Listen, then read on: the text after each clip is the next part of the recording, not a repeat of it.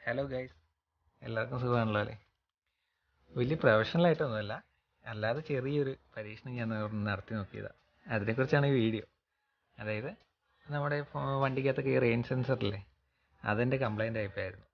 അപ്പം എൻ്റെ വണ്ടിയുടെ കംപ്ലൈൻ്റ് ആയിപ്പോയായിരുന്നു.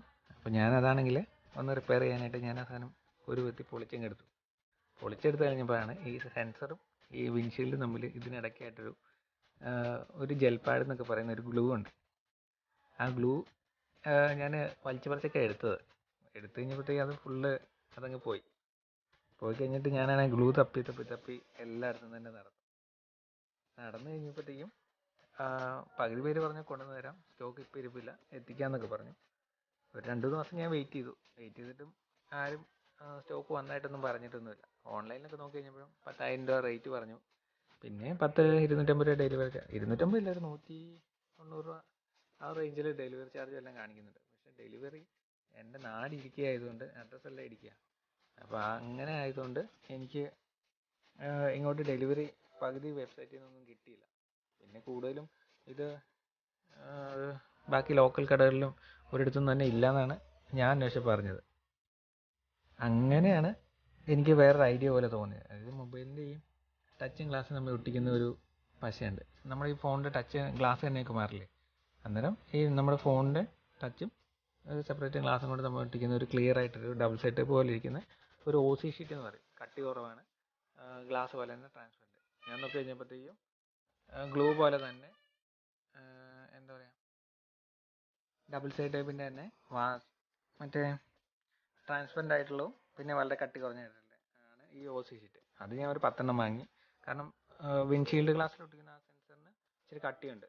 അപ്പം ഇത് OC ഷീറ്റിന് തീരെ കട്ടി കുറവാണ്, കനം കുറവ് ഉള്ളതുകൊണ്ട് ഞാനൊരു 10 എണ്ണം വാങ്ങിയിട്ട് അത് എല്ലാം കൂടെ കൂട്ടി അങ്ങ് ഒട്ടിച്ചു. ഒരെണ്ണത്തിന് മുകളിൽ ഒരെണ്ണം വെച്ചു. അങ്ങനെ എല്ലാം കൂടെ ഒരു 5-6 എടുത്തുള്ളൂ എന്ന് തോന്നുന്നു. നല്ല സമയം എടുത്തിട്ടാണ് ഇത് ചെയ്തത്. അതുകൊണ്ടാണ് ഇങ്ങനെ മറ്റേ ടൈം ലാപ്സ് ആയിട്ടുള്ള വീഡിയോ ആദ്യം തന്നെ ഇട്ടേക്കുന്നത്. അങ്ങനെ ഒട്ടിച്ച് ബബിളൊന്നും കയറാതെ മറ്റേ ഒരു റോളർ എന്ന് പറഞ്ഞിട്ടൊരു സാധനമുണ്ട്, അത് വെച്ച് ഒട്ടിക്കുകയാണെങ്കിൽ വലിയ കാര്യമായിട്ട് ബബിളൊന്നും വരത്തില്ല. അങ്ങനെ ഇത് ഒരാവശ്യത്തിന് കട്ടിയിൽ ഞാൻ വെട്ടി അങ്ങ് ഒട്ടിച്ചു കഴിഞ്ഞിട്ട് സെൻസറിൻ്റെ ഷേപ്പിൽ തന്നെ ബ്ലേഡും കത്രിയൊക്കെ വെച്ച് ഒരു വിധത്തിൽ കട്ട് ചെയ്തങ്ങ് എടുത്തു.